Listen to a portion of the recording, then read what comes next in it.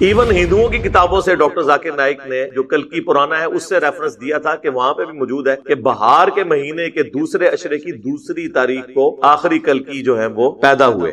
As far as books are concerned اہل سنت اور اہل تشیع کی جو کتابیں ہیں نا وہ 12 ربیع الاول ہی بتاتی ہیں، لہٰذا اس تاریخ کے حوالے سے کوئی جھگڑا کرنے کی ضرورت نہیں ہے. کسی بھی صورت ربیع الاول میں جو 12 کی ڈیٹ آ رہی ہے وہ منڈے والے دن نہیں بنتی، جبکہ بخاری مسلم میں ثابت ہے کہ حضور کی ڈیتھ ہوئی ہے منڈے والے دن. تو منڈے کے دن 12 ربیع الاول آتی نہیں ہے، چاہے تینوں مہینوں کو کسی بھی اعتبار سے رکھ، پیدائش منڈے، ہجرت منڈے، وفات منڈے اور نزول قرآن منڈے. اور آپ جشن قرآن اور جشن میلاد سال کے بعد نہیں سر، ہر ویک منایا کرتے تھے منڈے کا روزہ رکھ. تو ہم معصومانہ سوال جب ان سے کرتے ہیں کہ بتائیں کہ جب مولا علی کوفہ شفٹ ہو گئے، دارالخلافہ انہوں نے کوفہ شفٹ کر دیا، اور مولا علی وہ ہیں کہ جو 3 خلفاء کے ساتھ نائب کی حیثیت سے رہے اور چوتھے نمبر پہ خود خلیفہ بنے، کوئی حدیث کو چھپی رہ گئی تھی تو ان تک تو پہنچ گئی. تو جو 5 سال کوفے میں مولا علی رہے، تو وہ جو 5 سال 12 ربیع الاول کا دن آتا تھا اس میں جو مولا علی جلسہ کرواتے تھے کوفے کی بڑی جامع مسجد کے اندر، اس میں مہمان خصوصی کون ہوتا تھا؟ یہ آگے سے کہیں گے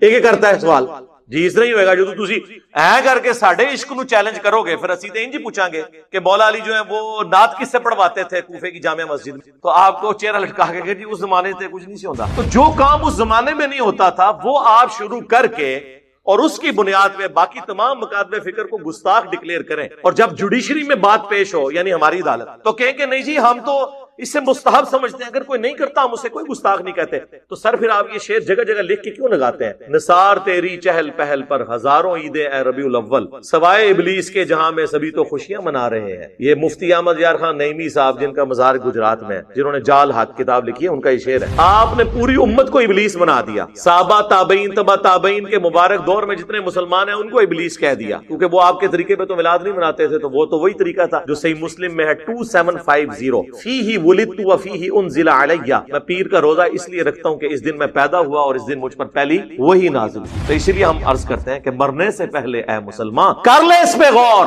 کتابوں کا خدا اور ہے، بابوں کا خدا اور، کتابوں کا نبی اور ہے، بابوں کا نبی اور، کتابوں کا دین اور ہے، بابوں کا دین اور. بابے بھی اسی دین، اسی رب کو، اسی پیغمبر کو مانتے ہیں، لیکن ان کوالٹیز کے ساتھ نہیں جو کتابوں میں رپورٹ ہوئی ہیں، وہ ان کوالٹیز کے ساتھ مانتے ہیں جو ان کے بابوں نے رپورٹ. تو میں نے ابن تیمیہ کی انجینئرنگ بہت پہلے کی تھی اس حوالے سے، میں آج اس کو ٹاپک کو سکپ کرتا ہوں، ہمیں کسی کے کوئی دھوسہ لگائے. اور بھائی جب ہم قرآن و سنت کی روشنی میں حضرت معاویہ رضی اللہ تعالیٰ عنہ، حضرت عمر بن عاص رضی اللہ تعالیٰ عنہ، حضرت مغیرہ ابن شعبہ رضی اللہ تعالیٰ عنہ سے اختلاف کر سکتے ہیں تو بابت شیعی کوئی نہیں، چاہے وہ بابا ابن تیمیہ ہوں، چاہے بابا اعلیٰ حضرت ہوں، چاہے بابا اشرف علی تھانوی ہوں. تو اس کی پھر میں ان کو پھکی دیتا ہوں کہ دیکھیں کہ 10 محرم کا دن ہے، ایک گھر میں مجلس ہو رہی ہے، لوگ چیخو پکار کر رہے ہیں، ماتم کر رہے ہیں، اہل بیت کے مصائب کو یاد کر کے رو رہے ہیں، اور دوسرے گھر کے اندر ٹی وی چلا ہوا ہے، بلکہ اس سے بھی بڑھ کر اعلیٰ حضرت کی کتاب رد الرافضہ رکھی ہوئی ہے جس میں شیعہ کو کافر ڈکلیئر کیا گیا ہے. ایک طرف اہل بیت کے غم میں لوگ رو رہے ہیں، یہ شیعہ کا گھر ہے، یہ بریلویوں کا گھر ہے. اب بتاؤ کہ عاشق اہل بیت کون ہے؟ تو کہیں گے نہیں، عشق اہل بیت کا یہ تقاضا نہیں ہے کہ اس طرح کی بدعت کی جائے. تو سر عشق رسول کا بھی یہ تقاضا نہیں کہ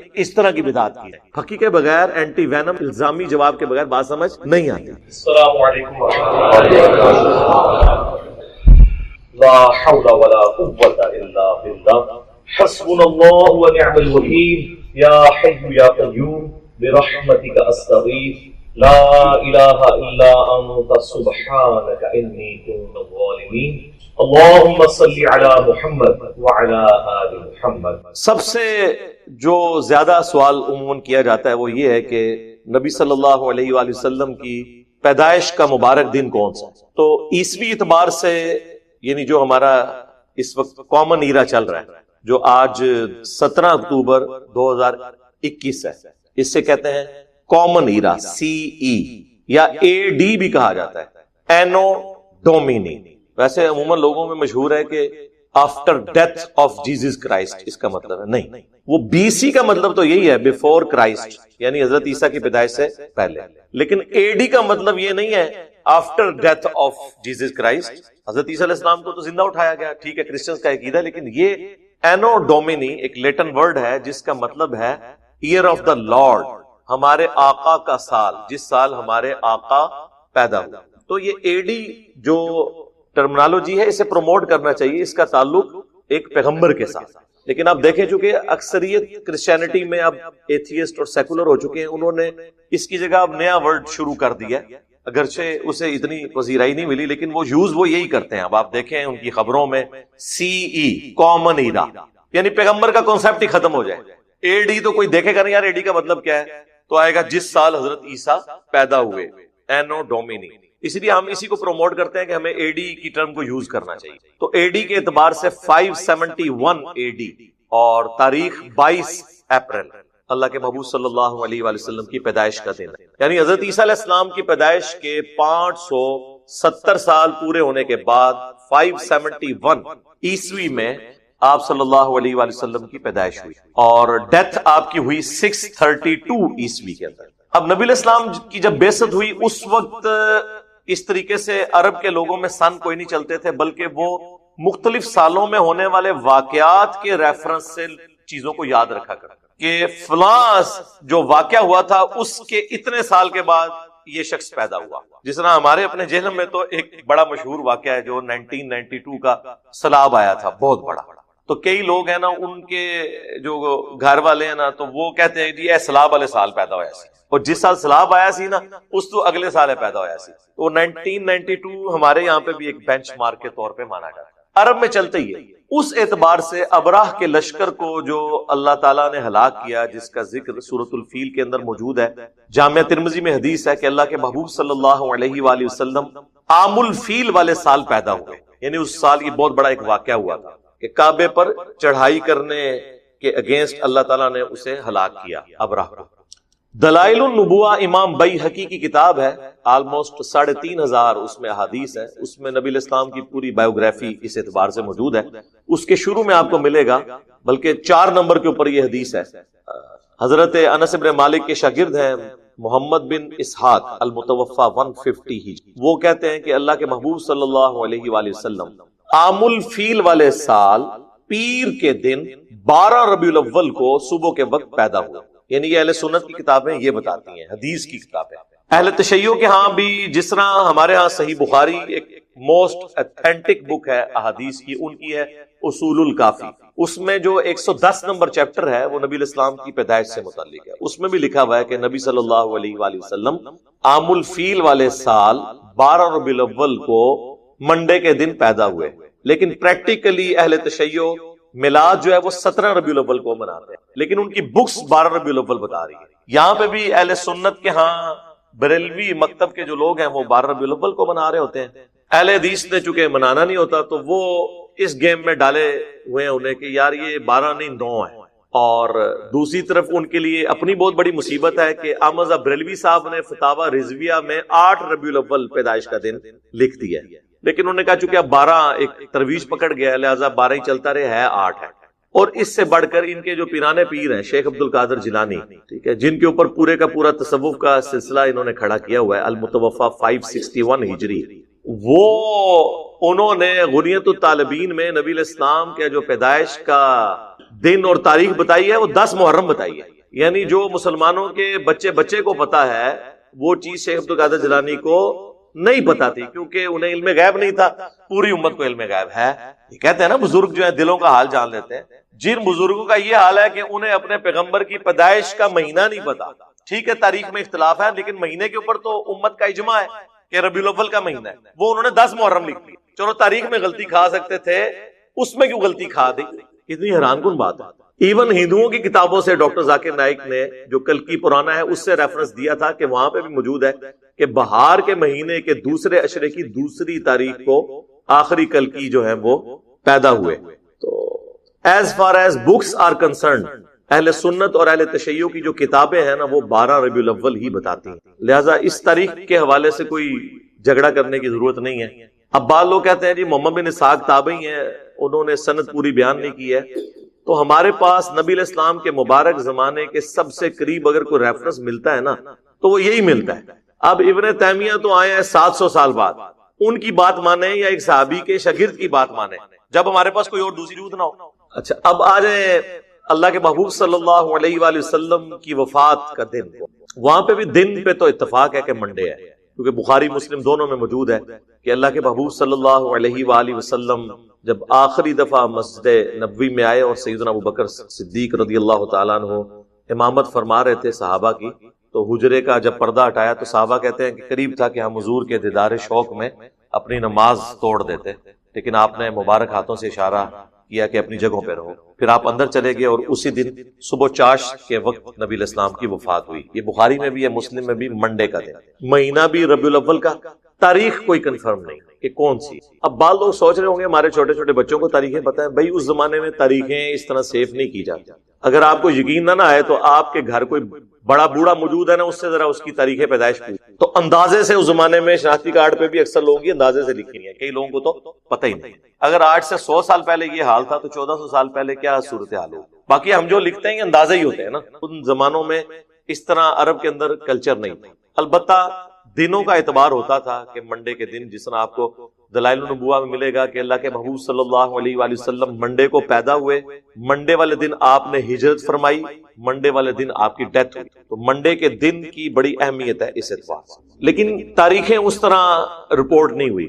البتہ سب کانٹیننٹ میں اہل حدیث حضرات نے اور دیوبند نے مل جل کے بریلویوں کو قابو کرنے کے لیے مشہور کر دیا کہ یہ 12 ربیع الاول نبی علیہ السلام کی وفات کا دن ہے، تاکہ یہ منانا چھوڑ دیں.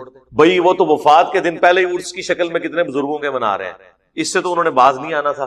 تو یہ تو انفیئر مینز والی بات ہوئی نا. انہوں نے کہا نہیں 9 ہے، انہوں نے کہا ٹھیک ہے آپ 9 کو منا لیں، ہم 12 کو منائیں گے.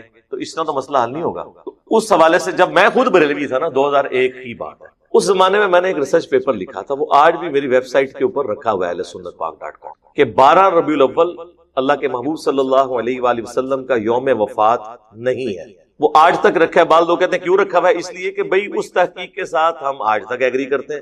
یہ تو نہیں ہے کہ بریلویوں کی ساری باتیں غلط ہیں اور دیوبند کی ساری باتیں غلط ہیں اور اہل حدیث کی ساری باتیں غلط ہیں اور اہل تشیع کی ساری باتیں غلط ہیں. اب تو آپ لوگوں کو پتہ چلا ہے کہ شیعہ کی کئی باتیں صحیح نکل آئی ہیں، تو باقی فرقوں کی بھی ٹھیک نکل آتی ہیں. تو اس میں نے بخاری مسلم سے ثابت کیا تھا، صحیح بخاری اور صحیح مسلم دونوں میں یہ حدیث موجود ہے جو میں نے بیان کی. نبی علیہ السلام کی وفات کا دن منڈے، مہینہ ہو گیا چلے ربیع الاول، اور سن بھی سب کو پتا ہے 11 ہجری. اور بخاری اور مسلم میں یہ حدیث ہے کہ اللہ کے محبوب صلی اللہ علیہ وآلہ وسلم نے جو زندگی میں ایک حج کیا، وہ حج آپ نے کیا 10 ہجری کے اندر. اور جب آپ نے حج کیا تھا اس دن یوم عرفہ، صحیح بخاری اور مسلم میں آتا ہے کہ وہ جمعے کے دن، یعنی 9 ذو الحجہ، یوم عرفہ، میدان عرفات والا. وہ نبی علیہ السلام نے جس سال حج کیا 10 ہجری میں، وہ جمعے کے دن آیا. تو ذو الحجہ کے بعد اگلا مہینہ کون سا؟ محرم، پھر سفر، اور پھر ربیع الاول. اور ربیع الاول میں آپ کی ڈیتھ ہو گئی.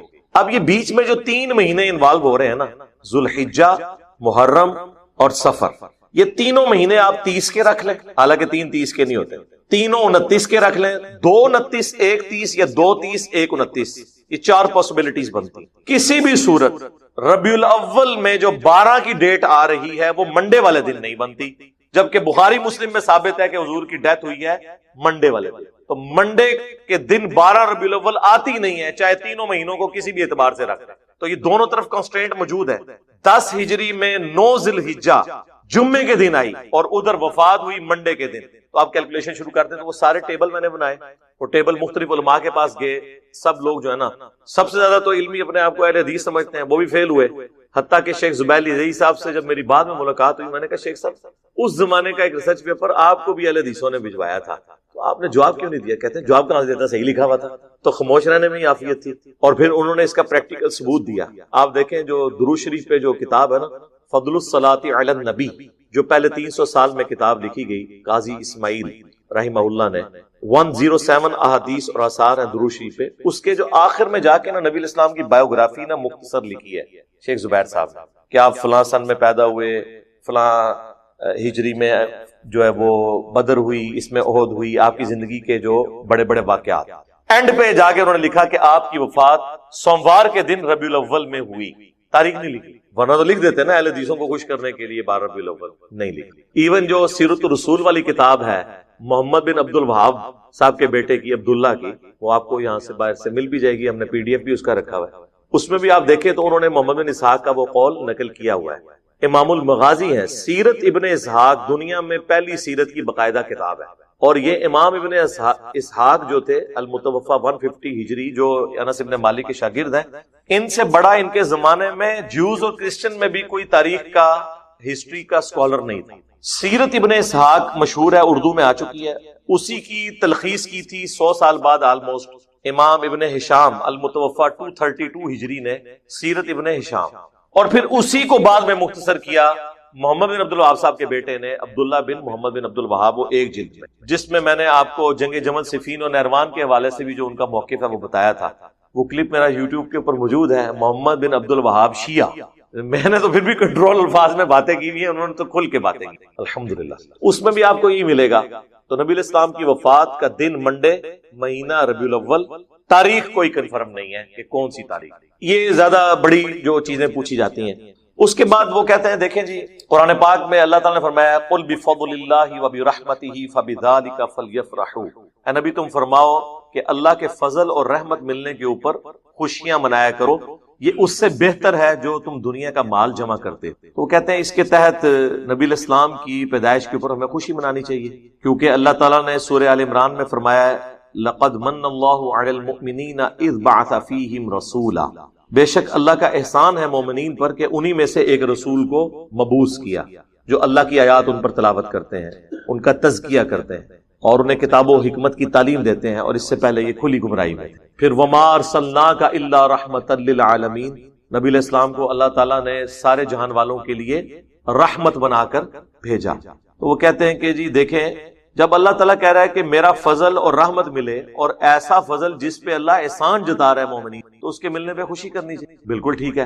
لیکن اگر یہ آپ آیت کا کانٹیکسٹ پڑھیں تو یہ اسپیسیفکلی قرآن کے بارے میں ہے، اسے آپ ایکسٹراپولیٹ کر سکتے ہیں نبی الاسلام کی ذات کے بارے میں بھی، لیکن اس کا سٹارٹ یوں ہوتا ہے قد جاءتکم موعظۃ من ربکم، بے شک تمہارے پاس تمہارے رب کی طرف سے ایک واضح و نصیحت والی چیز آ گئی، اور ہدایت اور رحمت مومنین کے لیے، یعنی قرآن۔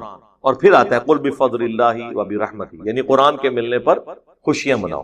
تو جشن قرآن تو کوئی نہیں ہوتا آج تک، آپ نے سنا ہے جشن قرآن سال کے بعد منایا جاتا ہو؟ ہاں، جشن قرآن کی بجائے یہ کہا جاتا ہے قرآن حدیث ڈائریکٹ نہیں پڑھنا، گمراہ ہو جاؤ گے، یہ جشن ہو رہا ہوتا ہے۔ تو جشن قرآن بھی منائے، جشن میلاد بھی منائے، لیکن اس طریقے پر جو اللہ کے محبوب صلی اللہ علیہ وآلہ وسلم نے تعلیم فرمایا، جو صحیح مسلم میں حدیث ہے 2750، جو مشکات میں بھی موجود ہے نفلی روزوں والے چیپٹر کے اندر۔ اللہ کے محبوب صلی اللہ علیہ وآلہ وسلم ہر منڈے کا روزہ رکھا کرتے تھے، پیر کے دن۔ تو صحابہ کرام علیہم رضوان نے پوچھا کہ اے اللہ کے نبی علیہ السلام آپ یہ روزہ کیوں رکھتے ہیں؟ تو آپ نے فرمایا فیہ ولدت وفیہ انزل علی، اس دن میں پیدا ہوا اور اس دن مجھ پر پہلی دفعہ وحی نازل ہوئی، یعنی وحی کا نزول بھی منڈے کو ہوا، یعنی منڈے کا دن اللہ کے محبوب صلی اللہ علیہ وآلہ وسلم کی مبارک زندگی میں بڑا اہم ہے۔ پیدائش منڈے، ہجرت منڈے، وفات منڈے، اور نزول قرآن منڈے، اور آپ جشن قرآن اور جشن میلاد سال کے بعد نہیں سر، ہر ویک منایا کرتے تھے منڈے کا روزہ رکھ۔ ایک اور حدیث بھی ہے صحیح مسلم کی کہ نبی علیہ السلام ہر منڈے اور جمعرات کو روزہ رکھتے تھے، اور فرمایا کہ ان 2 دنوں میں اللہ کے حضور نامہ اعمال پیش ہوتے ہیں، میری خواہش ہے کہ میرا نامہ اعمال جب اللہ کے حضور پیش ہو تو میں روزے کی حالت سے، وہ الگ سے حدیث ہے، اور یہ منڈے کے حوالے سے الگ سے۔ تو جشن میلاد منانے کا طریقہ بتا دیا۔ بعض لوگ کہتے ہیں جی ہم اس پر قیاس کرتے ہوئے 12 ربیع الاول کا روزہ رکھ لیں، جس طرح ہمارے یہ دعوت اسلامی والے جن کی پہلے سبز پگڑی تھی اور اب سفید ہو گئی ہے، تو یہ لوگ 12 ربیع الاول کو روزہ رکھتے ہیں باقاعدہ طور پر اور قیاس کرتے ہیں۔ اب یہ قیاس بڑی دور کا ہے، ہم فتویٰ کو نہیں لگاتے، لیکن کم از کم باقیوں سے یہ بہتر ہے۔ باقی جو ایکٹیویٹیز پرفارم کر رہے ہیں نا، یہ آپ کو جو ڈھول ڈمکے نظر آتے ہیں، عجیب و غریب قسم کی حرکات کرتے ہوئے لوگ، وہ دعوت اسلامی کے لوگ نہیں ہوتے۔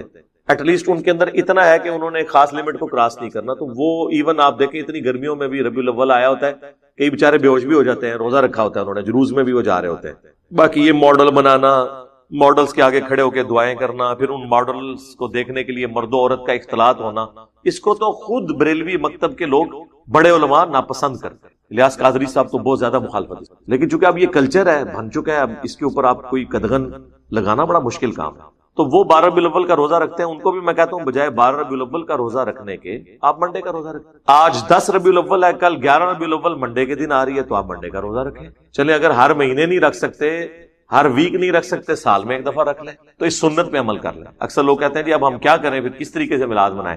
تو ایسے میلاد منائیں تو یہ سنت طریقہ ہو گیا. اب رہ گیا مروجہ جو طریقہ ہے، جلوس، جھنڈیاں، لائٹنگ، اور وہ عربیوں والے لباس پہنے ہوتے ہیں، لکڑی کی تلواریں اٹھائی ہوتی ہیں. آپ پنڈی میں تو چلے جائیں تو وہاں تو آپ کو ایسا ایسا رنگ نظر آئے گا. اب یہ ساری کی ساری چیزیں ان کو بھی پتا ہے کہ اللہ کے محبوب صلی اللہ علیہ وآلہ وسلم اور خلفائے راشدین کے زمانے میں نہیں تھی، لیکن وہ پھر اس کے اوپر لیم ایکسکیوز یہ دیتے ہیں کہ دیکھیں نبی الاسلام کے مبارک زمانے میں قالین بھی نہیں بچھائے جاتے تھے مساجد میں، ایئر کنڈیشن نہیں ہوتے تھے، لائٹنگ نہیں ہوتی تھی، مسجد کے محراب، مسجد کے مینار نہیں ہوتے تھے. تو یہ چیزیں بھی تو آپ نے ایکسیپٹ کی ہوئی ہیں. ان میں سے کوئی بھی چیز ہم نے دین کے طور پہ ایکسیپٹ نہیں کی ہے، دین کو سپورٹ کرنے کے اعتبار سے کی ہے. اصل دین اپنی جگہ ہے. یہ نہیں ہوا کہ لائٹنگ سے اور قالین بچھانے سے اور ایک ایئر کنڈیشن لگانے سے نماز کا طریقہ بدل گیا ہو کہ قیام کی جگہ رکوع کرنا شروع کر دیں اور رکوع کی جگہ سجدہ اور سر جو ہے وہ ہاتھ میں باندھنا شروع کر دیں. وہ اصل دین اپنی جگہ پہ. آپ بھی منڈے کے دن کا روزہ رکھیں، اس روزے کو آپ کھجور سے افطار کرنا چاہتے ہیں کریں، اس کے بعد آپ نے بریانی کھانی ہے، اگرچہ بریانی کا ثبوت نبی الاسلام کے زمانے میں نہیں ہے تو آپ کھائیں، اے سی والے کمرے میں بیٹھ کے کھائیں، ہم آپ کو کچھ نہیں کہیں گے، کیونکہ اصل اپنی جگہ موجود ہوگی. دین کی اصل اپنی جگہ پہ ہونی چاہیے. اس کو سپورٹیو چیزیں ہو سکتی ہیں، جس طرح امام بخاری، امام مسلم نے دین کی اصل کو اپنی جگہ رکھا ہے. یہ کتابیں صحابہ نے تو نہیں لکھی، لیکن انہوں نے احادیث کو جمع کیا تو دین اصل میں اپنی جگہ پہ تھا. ہماری یہ ویڈیو بن رہی ہے، یہ دین اصلی جگہ پہ موجود ہے. یہ ایک طریقہ ہے. لوگ ہوائی جہاز پہ حج کرنے کے لیے جاتے ہیں، ایک طریقہ ہے. الیکٹرانک کاؤنٹر کے اوپر تسبیحات کو شمار کرنا، یہ ایک طریقہ ہے. لیکن تسبیحات وہی ہیں جو نبی الاسلام نے تعلیم فرمائی، اور اس کی اصل ہے وہ حدیث صحیح مسلم کہ جس نے اسلام میں اچھی سنت کو جاری کیا، جتنے لوگ اس پر عمل کریں گے اس کا ثواب اسے ملے گا، اور عمل کرنے والوں کے اپنے ثواب میں بھی کمی نہیں ہوگی. اور جس نے اسلام میں بری سنت کو جاری کیا، جتنے لوگ اس پہ چلیں گے اس کا وبال سب کا جمع کر کے اس شخص پہ ہوگا، اور ان کا اپنا وبال بھی کم نہیں ہوگا. یہ بدعت حسنہ اور سنت حسنہ کا فرق آپ سمجھ لیں. یہ سنت حسنہ ہے، بدعت حسنہ نہیں ہے. پھر سے کوئی پوچھے نا کہ بری بدعت کون سی ہے، پھر کہتے ہیں جو بھی ہم بدعت ذکر کریں کہتے ہیں یہ اچھی بدعت ہے. ہم کہتے ہیں بری بدعت، تو اللہ کے فضل سے آج تک کوئی بری بدعت کی مثال دے نہیں سکا. وہ مثالیں وہ چیزوں کی دیں گے جو آلریڈی اسلام میں حرام ہے. وہ کہتے ہیں جی بری بدعت یہ ہے کہ عورتیں بے پردہ ہو کے میلاد کے جلوس میں آ جائیں. تو یہ بدعت تو نہیں میرے بھائی، عورتوں کا بے پردہ ہونا ویسے ہی منع ہے. جو آلریڈی شریعت میں کام منع ہے ان کو کوئی پرفارم کرتا ہے اس کو آپ بدعت تو نہیں کہیں گے، وہ تو حرام کام ہے. تو ان کو مثال کوئی نہیں ملتی. بھائی بخاری مسلم میں واضح حدیث ہے، من احدث فی امرنا ھذا فہو رد، جس نے ہمارے دین جو ہم نے تعلیم کیا ہے اس میں کوئی خود سے داخل کر دی وہ مردود ہے. پھر اکثر آپ کو کہیں گے منع کدھر ہے؟ جی منع ہے، صحیح مسلم میں 2005 نمبر حدیث ہے. اللہ کے محبوب صلی اللہ علیہ وآلہ وسلم جب بھی تقریر کرتے آپ کی آنکھیں سرخ ہو جاتی، آواز بلند ہو جاتی، غصے میں اضافہ ہو جاتا، جیسے کوئی جرنیل اپنی فوج کو تیار کر رہا ہو. جس سٹائل میں میں گفتگو کہتے ہیں غامدی صاحب کی طرح بولا کریں، تو وہ غامدی صاحب کی سنت ہے. میں تو اس شخص کی سنت پہ چلتا ہوں جس کی قبر مدینے میں. مسلم شریف ہے سر، مولانا شریف نہیں. آنکھیں سرخ ہو جاتی، آواز بلند ہو جاتی، غصے میں اضافہ ہو جاتا، گویا کہ ایک جرنیل اپنی فوج کو تیار کر رہا ہو.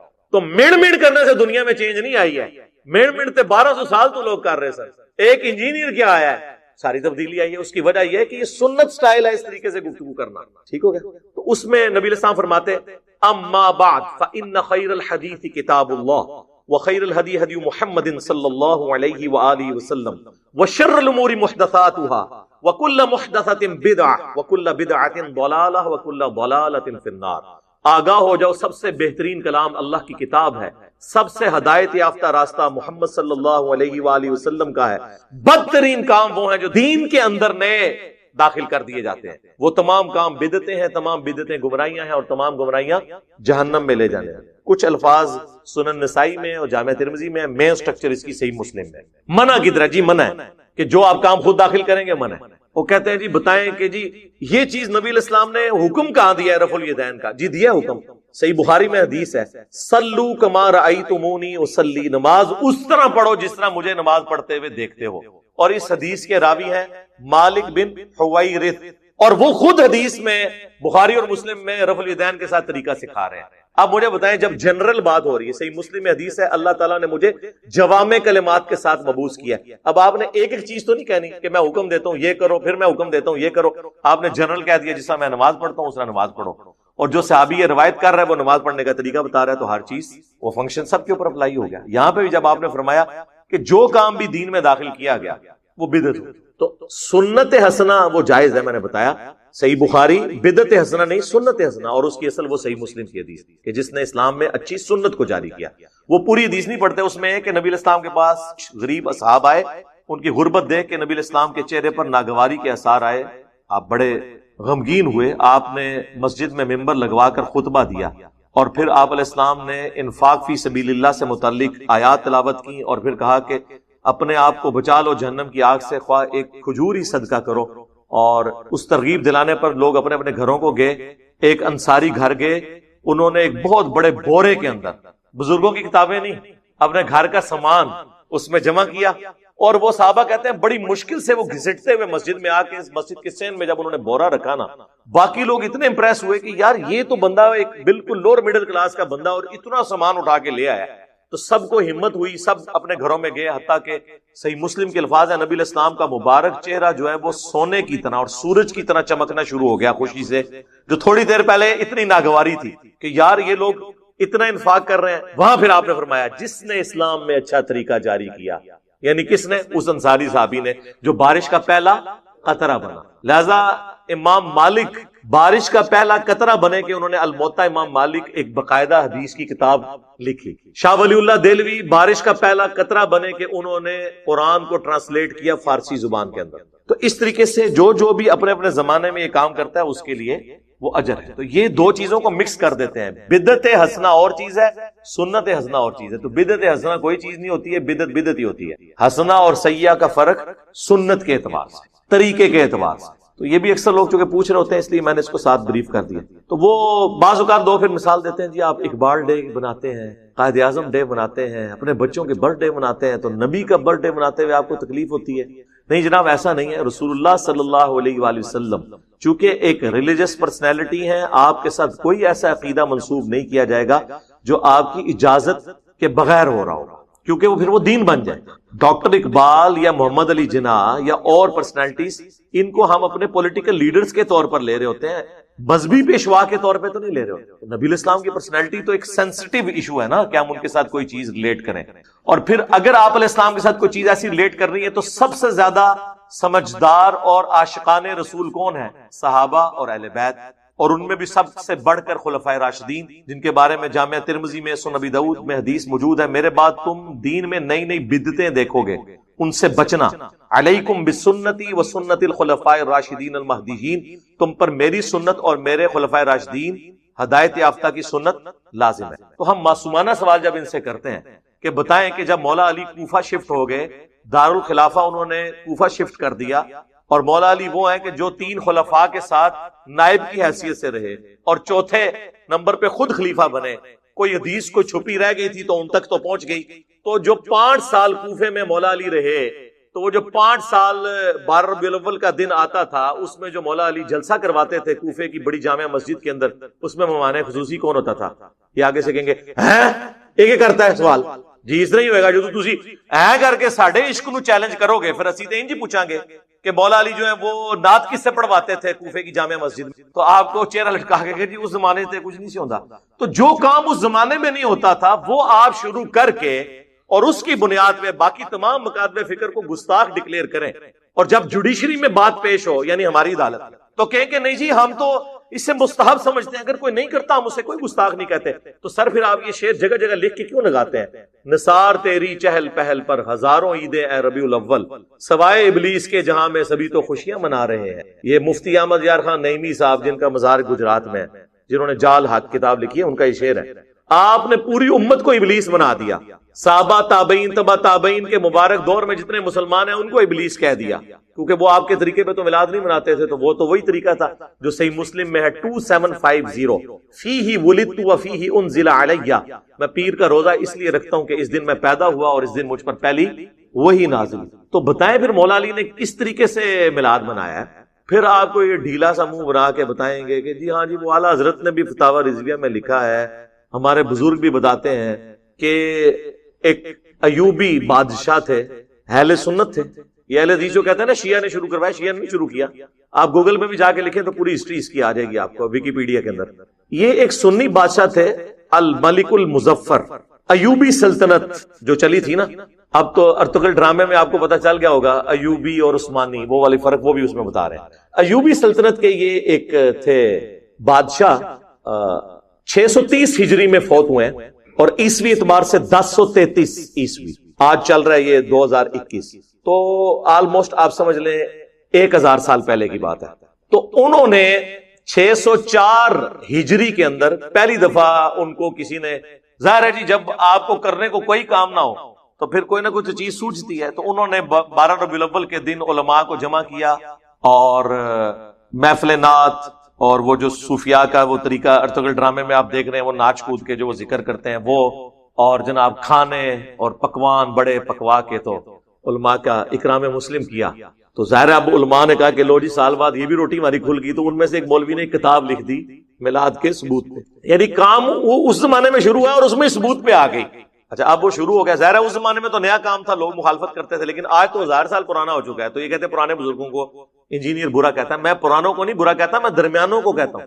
آج سے 1000 سال پہلے پرانا کیسے ہو گیا؟ 1000 سال بعد تو میں بھی پرانا ہو جاؤں گا۔ درمیانے ہیں، پرانے وہ ہیں جو صحابہ تابعین تبع تابعین اہل بیت، وہ پہلے 300 سال جو بخاری مسلم میں حدیث ہے سب سے بہتر زمانہ میرا، پھر صحابہ کا، پھر تابعین کا، پھر تبع تابعین کا، اس کے بعد جھوٹے لوگ پیدا ہوں گے جو جھوٹی گواہیاں دیں گے، امانت میں خیانت کریں گے اور موٹاپے کو پسند، کپڑے ان کے سنت کے مطابق ہوں گے، پیٹ منافقین والا ہوگا۔ جی سورہ محمد میں آیا یہ ایسے کھاتے ہیں جس طرح جانور کھاتے ہیں، اور سورۃ المنافقون میں آیا نبی ان کے جسموں کو دیکھو تمہیں تعجب میں ڈال دیں۔ یقین کریں واقعی میں ان کو صوفوں میں بیٹھے ہوئے دیکھتا ہوں نا، آدھا پیٹ اس طرف لٹکا ہوا ہے آدھا اس طرف، اتنے بڑے فل سائز، اس میں بڑی مشکل سے سفید کپڑوں میں ان کے موٹے پیٹ چھپ جاتے ہیں۔ کسی کو بیماری ہو علیحدہ بات ہے، لیکن سارے تو نہیں بیمار ہو گئے یار۔ تارج میر صاحب بھی ہے نا، ان کا تو پیٹ نہیں نکلا ہوا۔ تو یہ کیا ہوا کہ جو بھی عالم بنتا ہے تو بیمار ہو جاتا ہے پیٹ کے اعتبار سے، کھاتے ہی بہت ہے زیادہ تر۔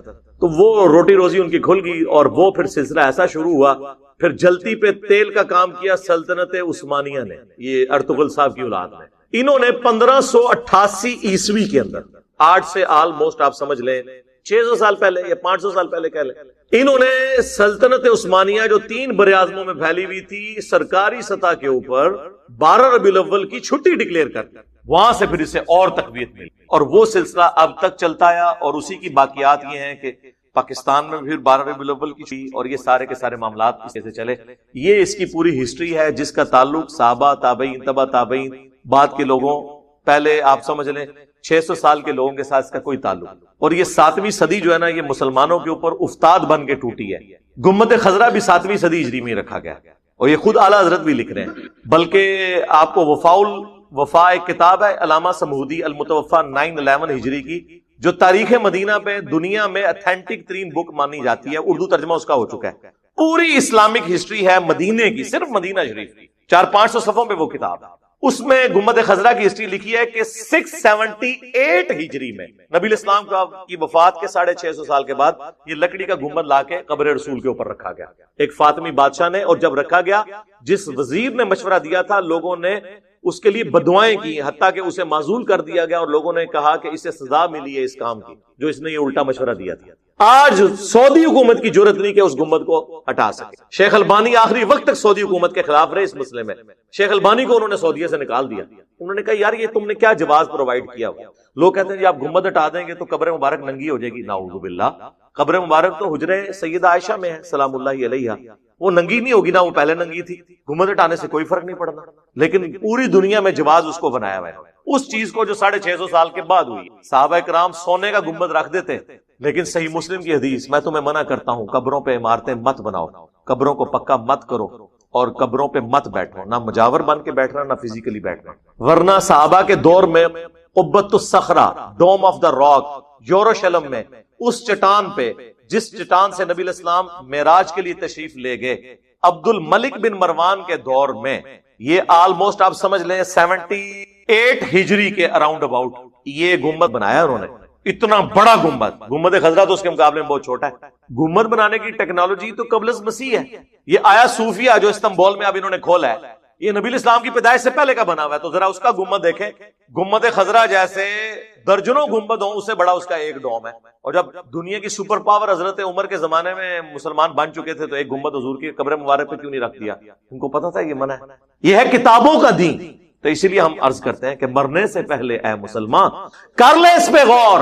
کتابوں کا خدا اور ہے، بابوں کا خدا اور، کتابوں کا نبی اور ہے، بابوں کا نبی اور، کتابوں کا دین اور ہے، بابوں کا دین اور. بابے بھی اسی دین، اسی رب کو، اسی پیغمبر کو مانتے ہیں، لیکن ان کوالٹیز کے ساتھ نہیں جو کتابوں میں رپورٹ ہوئی ہیں، وہ ان کوالٹیز کے ساتھ مانتے ہیں جو ان کے بابوں نے رپورٹ کی. اب ہم تو پیار محبت سے سمجھا ہی سکتے ہیں، غصہ نہیں کسی پہ کھا سکتے. ان چیزوں کو لوگ پھر جذبات کے ساتھ جوڑ لیتے ہیں. تو یہ مروجہ ساری چیزیں جو ہے نا، یہ اس طریقے سے ہیں. جو چیزیں بعد میں شروع ہوئی ہیں اس کے اوپر کسی کے اوپر قدغن لگانا. باقی اس کو میں مانتا ہوں کہ اس پہ اجماع امت ہو چکا ہے. المستدرک للحاکم میں حدیث ہے، میری امت کبھی بھی گمراہی پہ جمع نہیں ہوگی، جماعت پہ اللہ کا ہاتھ ہے. المعجم الکبیر طبرانی میں بھی یہ حدیث موجود ہے کہ پوری امت جب کسی بات پہ متفق ہوگی تو وہ اللہ کی مرضی سے ہوگی، یہ امت گمراہ نہیں ہوگی. ہاں اگر کسی ایک گروہ کی مخالفت آ جاتی ہے پھر وہ اجماع امت نہیں ہوگی. یہاں تک اجماع ہو چکا ہے کہ ربیع الاول کے مہینے میں نبی علیہ السلام سے متعلق پوری دنیا کے اندر سیمینارز، پروگرام کیے جاتے ہیں. ایون وہ آپ دیکھیں یہاں پہ اہل حدیث بھی امام الانبیاء کانفرنس کر رہے ہیں، دیوبندی سیرت النبی کانفرنس کر رہے ہیں، بریلوی میلاد مصطفیٰ کانفرنس کر رہے ہیں، اہل تشیع بھی کر رہے ہیں. پروگرام نبی علیہ السلام کی سیرت کو، آپ کی صورت کو، آپ کے معجزات کو ذکر کرنا، آپ علیہ السلام کی شخصیت کی کوالٹیز کو ذکر کرنا. اس مہینے کے اندر جمعے کے خطبوں میں تمام مکاتب فکر کے لوگ یہ ساری چیزیں کرتے ہیں. یہ بالکل درست ہے، یہاں تک اجماع ہے. باقی یہ جو ایگزیکٹلی 12 ربیع الاول کے دن کو ٹارگٹ کر کے جھنڈیاں، جلوس، لائٹنگ، اس اعتبار سے جو کچھ کیا جا رہا ہے نا، اس کے اوپر کوئی اجماع نہیں ہوا. بس میں اشارے سے ہی بات کر سکتا ہوں تاکہ آپ کو بات سمجھ آئے. اس کے اوپر پھر وہ یہ بھی کہتے ہیں کہ قرآن میں اما بنعمت ربک فحدث، پس اپنے رب کی نعمتوں کا خوب چرچا کرو. وہ کہتے ہیں جی چرچا تو سڑکیں بند کیے بغیر ہوگا ہی نہیں، بدماواں بھی لڑنگی تو انہوں چرچا نہیں ہوئے گا. جب لوگ جو ہیں وہ ہاسپٹل جانے سے رہ جائیں گے. میں تو 10 محرم کا جلوس ہو، 12 ربیع الاول کا جلوس ہو یا دیوبندیوں کا 1 محرم کا جلوس ہو، میں کسی بھی جلوس کے حق میں نہیں ہوں سوائے کنٹرول انوائرمنٹ میں کسی میدان کے اندر، کسی گراؤنڈ کے اندر کوئی چھوٹا موٹا پروگرام کر لیں. کیوں آپ لوگوں کو تکلیف میں ڈال رہے ہیں؟ کیا امیج آپ دے رہے ہیں پوری دنیا میں اسلام کا اس طریقے سے؟ اب آپ دیکھ لیں، ہم نے شکر کیا تھا یار افغانستان کے اندر کوئی صورتحال بہتر ہوئی ہے. آپ دیکھ لیں ان 10 دنوں کے اندر 2 شیعہ مساجد کے اوپر خودکش حملے ہو کر کتنے لوگ شہید کر دیے. میں سوچ، اور مارنے والے بھی مسلمان، مرنے والے بھی مسلمان، مرنے والوں کی حفاظت کرنے والے حکومت میں بیٹھے ہوئے طالبان وہ بھی مسلمان. اس صورتحال کے اندر کسی گورے کا دماغ خراب ہے کہ وہ اسلام میں آ جائے تو کہے گا بھائی سکون نال بیٹھا ہے، بیٹھا رہنے دو. یہاں پہ بھی آپ دیکھ لیں عشق رسول کے نام کے اوپر لوگوں کی گاڑیاں جلائیں گے. آج تک کوئی عاشق رسول مجھے نہیں ملا جو لبیک یا رسول اللہ کا نعرہ لگائے اس کے بعد اپنے موٹر سائیکل کی ٹینکی کھول کے اس میں وہ تیلی ڈال دے. اور کریو نا اے کام نہ کرنا، آگ لانی ہوئی نا ٹینکی نہ کھولنا، سائڈ تو لانا، کیونکہ وہ اگر اس کے اوپر آپ رکھیں گے تو بم بن کے پھٹے گا، تجھے بھی نہیں بچو گے، خود بھی جنت ہی پہنچ جاؤ گے. اپنی گاڑی اور اپنے موٹر بائک کو تو جلا کے آج تک کسی نے عشق رسول کا اظہار نہیں کیا. لوگوں کی گاڑیاں، ATM مشینیں توڑ کے اس سے عشق رسول کا اظہار کر. تو اظہار کا طریقہ نبی علیہ السلام نے بتا دیا. 2750 فیہ ولدت وفیہ انزل علیہ، میں پیر کا روزہ اس لیے رکھتا ہوں اس دن میں پیدا ہوا، اس دن مجھ پہ پہلی وحی نازل ہوئی. پھر وہ کہتے ہیں کہ دیکھیں جی صحیح بخاری میں ایک حدیث موجود ہے کہ ابو لہب کی ایک لونڈی تھی سویبہ. ویسے اردو میں ہم صوبیہ بولتے ہیں، یہ لفظ سویبہ ہے. جیسے ہم سلیم لفظ اردو میں بولتے ہیں، یہ لفظ ہے سلیم. تو کہتے ہیں وہ جو لونڈی تھی نا جس نے نبی علیہ السلام کو دودھ بھی پلایا بچپن میں، تو صحیح بخاری میں آتا ہے کہ ابو لہب کے مرنے کے بعد اس کے خاندان والوں میں سے کسی نے خواب میں دیکھا کہ تیری کیا حالت ہے. تو وہ کہنے لگا کہ میں بڑی تکلیف میں ہوں، البتہ جب منڈے کا دن آتا ہے نا تو مجھے اپنی اس انگلی کے ذریعے مشروب پلایا جاتا ہے، کیونکہ اس انگلی سے میں نے اپنی لونڈی کو آزاد کیا تھا سویبہ کو نبی علیہ السلام کی پیدائش کی خوشی میں، اور اس کا بینیفٹ مجھے مرنے کے بعد ملتا ہے. یہ خواب امام بخاری نے نقل کیا. اگرچہ یہ بے سند ہے لیکن ہم اس بحث میں پڑھتے ہی نہیں، ہم کہتے ہیں اس کو ٹھیک بھی مان لیں. ابو لہب نے نبی علیہ السلام کی خوشی پیغمبر کی حیثیت سے نہیں منائی تھی، اپنے بھتیجے کی حیثیت سے، کیونکہ آپ کی شخصیت بہت بڑی ہے، اس کو مرنے کے بعد تھوڑا بہت بینیفٹ مل گیا. لیکن کیا اس حدیث کی بنیاد پہ صحابہ کرام، خلفائے راشدین، خود نبی علیہ السلام، کیا آپ ہر سال اپنی پیدائش کے دن لونڈیاں آزاد کرتے تھے یا لنگر پکوا کے تقسیم کرتے تھے یا جلوس یا جھنڈے کرتے تھے؟ تو پھر مسئلہ حل ہوگا.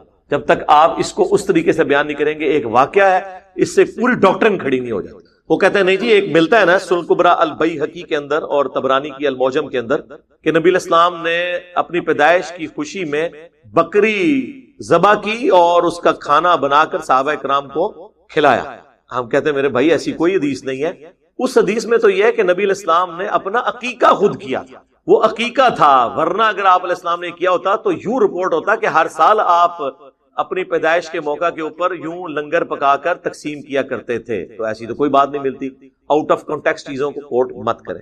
پھر کہتے ہیں دیکھیں جی, ہجرت مدینہ جب ہوئی, اللہ کے محبوب صلی اللہ علیہ وآلہ وسلم جب مدینہ شریف آئے تو بنو نجار کی بچیوں نے مدینہ شریف کی چھتوں پر کھڑے ہو کر, یہ صحیح مسلم میں موجود ہے تفصیل, یا محمد یا رسول اللہ کا نعرہ لگایا اور حضور علیہ السلام کو ویلکم کیا. طلع البدر علینا, وہ جو کلام بھی آپ کو ملتا ہے. وہ کہتے ہیں یہ بات ثبوت ہے کہ نبی علیہ السلام کی پیدائش کی خوشی منانی چاہیے, کیونکہ نبی علیہ السلام جب ہجرت کر کے آئے تو وہاں کی بچیوں نے خوشی منائی. یار وہ تو ایک ایونٹ تھا, اس کو سیلیبریٹ کیا. یہ تو نہیں ہے کہ ہر سال جب ہجرت کا دن آتا تھا یا میلاد کا دن آتا تھا تو وہ بچیاں یوں چھتوں پہ چڑھ کے تو یہ پڑھتی تھی. وہ ایک ایونٹ تھا. وہ تو آج نبی علیہ السلام تشریف لے آئے تو ہمارا تو شاید اس سے بھی بڑھ کر والہانہ ایٹیچیوڈ ہو نبی علیہ السلام کو ویلکم کرنے میں. تو یہ آپ معاملات کو دیکھیں. نبی علیہ السلام کی مبارک زندگی کے جو واقعات ہیں ان کو آپ آج کے دور میں اس طریقے سے اکثر چیزوں کو پریزنٹ نہیں کر سکتے. اس پہ میں ایک جملہ بولا کرتا ہوں, اور یہ صدیوں کا آپ سمجھ لیں ایک اختلاف ہے جسے میں نے ایک جملے میں جمع کر دیا, کہ رسول اللہ صلی اللہ علیہ وآلہ وسلم کی مبارک زندگی میں صحابہ کرام کی جو عقیدت تھی اللہ کے محبوب کے ساتھ صلی اللہ علیہ وآلہ وسلم, وہ عقیدت آج اگر آپ نے کسی میں دیکھنی ہے تو وہ بریلوی مکتب کے لوگ ہیں. لیکن نبی علیہ السلام کی وفات کے بعد صحابہ کرام کی جو حضور کے ساتھ عقیدت تھی وہ آپ نے اگر دیکھنی ہے تو وہ اہل حدیث کے اندر ہے. جی بخاری مسلم میں حدیث ہے کہ نبی علیہ السلام کا مبارک پسینہ صحابہ کرام خوشبو کے طور پہ استعمال کرتے تھے. بالکل ٹھیک ہے سر, آج تو ہم پسینہ نہیں لے سکتے اور نہ اس پہ قیاس کر کے قبر رسول کی مٹی اکھاڑ سکتے ہیں. کیا صحابہ نے اکھاڑی؟ جی بخاری میں آتا ہے نبی علیہ السلام نے وضو کیا, وضو کا جو پانی ہے صلح حدیبیہ کے موقع پر صحابہ کرام نے لے کے اپنے جسموں پہ ملا, اور جس کو نہیں ملتا تھا وہ دوسرے سے لے کے جسم پہ ملتا تھا. تو یار وضو کا پانی تو آج اویلیبل نہیں ہے. اگر آپ کہیں کہ اب ہم آپ کے بزرگوں کے پسینوں والے ٹیشو پیپر منہ میں ڈالنا شروع کر دیں, جس طرح وہ 2014 کے دھرنوں میں ڈاکٹر تعلق قادری صاحب اپنا پسینہ پوچھ پوچھ کے مریدین میں بانٹ رہے تھے, اور الیاس قادری صاحب ٹی وی میں آپ دیکھ لیں کہ وہ ساری اور افطاری میں وہ جو بوٹیاں کھاتے تھے اس کی ہڈیاں مریدین میں تقسیم کرتے تھے. اب یہ تو ہم نہیں کر سکتے میرے بھائی. آپ نے ان کو پیغمبر بنا لیا ہے کہ حضرت ابو بکر, عمر, عثمان و علی رضی اللہ عنہم اجمعین وعلیہم السلام اجمعین اپنی عزت اس طرح کرواتے تھے, انہوں نے تو سوچا بھی نہیں تھا. صحیح بخاری میں آتا ہے نبی علیہ السلام نے حجۃ الوداع کے موقع پر اپنے بال منڈوا کر صحابہ کرام میں تبرکن تقسیم کیے. صحیح بخاری کے اندر ہی موجود ہے. انس بن مالک کہتے ہیں حضور کا ایک بال میرے پاس ہونا دنیا اور جو کچھ دنیا کے اندر ہے اس سے بڑھ کر مجھے محبوب ہے. صحیح بخاری میں حدیث ہے, ام سلمہ ہماری والدہ, بلکہ اپروپریٹ ورڈ ہے ہماری ماں ام المومنین, ان کے پاس حضور کے چند بال تھے جو ایک ڈبیا میں انہوں نے رکھے ہوئے تھے, اور اس محلے میں جب کوئی بیمار ہو جاتا وہ پانی برتن میں بھیجتا, وہ اس میں ڈبو کے ہلا کے دیتی تو اس مریض کو شفا ہو جاتی تھی. صحیح مسلم میں حدیث ہے نبی علیہ السلام کا کسروانی تیالسی کالا جبہ اسما بنت ابی بکر کے پاس تھا, اور وہ کہتی ہیں حضور پہنا کرتے تھے اور ہم اس کا دھون مریضوں کو شفا کے لیے دیتے. یہ حضور کے تبرکات تھے, اس میں تو کوئی شک نہیں ہے. صحابہ کرام, ابو داؤد ترمذی میں حدیث ہے نبی علیہ السلام ایک صحابی کو ملنے گئے تو آپ کو پیاس لگی تو حضور نے کہا میں نے پانی پینا, انہوں نے کہا کہ وہ مشکیزہ ہے, تو حضور علیہ السلام نے اس مشکیزے سے منہ لگا کر کھڑے ہو کر پانی پیا. وہ کہتے ہیں جیسے ہی حضور ہٹے میں نے مشکیزے کا منہ کاٹ کے اپنے پاس رکھ لیا تبرک کے طور پہ کہ اس سے میرے نبی کا منہ لگا ہوا ہے. سر صحابہ کرام نے وہ عقیدت کی ہے جو آپ کو یہ زبانی کلامی ہے جو دعوے کرتے نعرے مارتے لوگ نظر آتے ہیں, لیکن کب کی ہے جب حضور علیہ السلام ان کے سامنے موجود تھے. لیکن جیسے ہی فوت ہوئے ہیں تو آپ کی میت کے اوپر محفل میلاد نہیں ہوئی, آپ کی میت کے اوپر وما ارسلناک الا رحمۃ للعالمین نہیں پڑھا گیا, بلکہ کیا پڑھا گیا؟ سیدنا ابوبکر کا خطبہ 4 جگہ کم از کم بخاری میں ہے, اس سے بھی زیادہ جگہ لیکن ڈیٹیل 4 جگہ. کیا پڑھا؟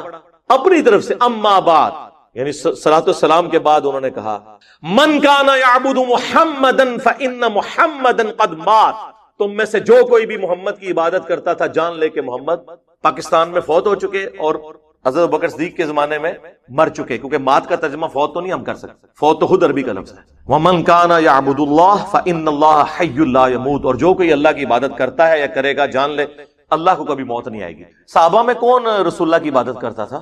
مجھے بھی لوگ کہتے ہیں نا انجینئر فرضی جملے بول کے ساڑھے بزرگوں نے اتاردا ہے, تو حضرت بکر صدیق نے فرضی جملہ نہیں بولا, یہ کوئی آیت پڑھی تھی انہوں نے, کوئی حدیث پڑھی تھی, 295 سی لگا دینی تھی آپ لوگوں نے, اور پھر اپنی بات کی دلیل میں انہوں نے آیت پیش کی وما محمد الا رسول قد خلت من قبلہ الرسل افئن مات او قتل، محمد تو نہیں مگر ایک رسول، اگر یہ مر جائیں یا قتل کر دیے جائیں، یعنی پاکستان میں یہ وصال فرما جائیں یا شہید کر دیے جائیں، تو کیا تم دین سے الٹے قدم پھر جاؤ گے؟ اور پھر آپ نے تلاوت کیا انک میت وانہم میتون، اے نبی تمہیں بھی مرنا ہے، تمہارے مخالفین کو بھی مرنا ہے۔ تو میں کہتا ہوں رسول اللہ کی کامیابی ہے کہ آپ کی میت کے اوپر لوگ آپ کی تعریف کرنے کی بجائے توحید بیان کر رہے ہیں۔ یہ ہے امام الموحدین صلی اللہ علیہ وآلہ وسلم کی تربیت کا نتیجہ۔ ہر درخت اپنے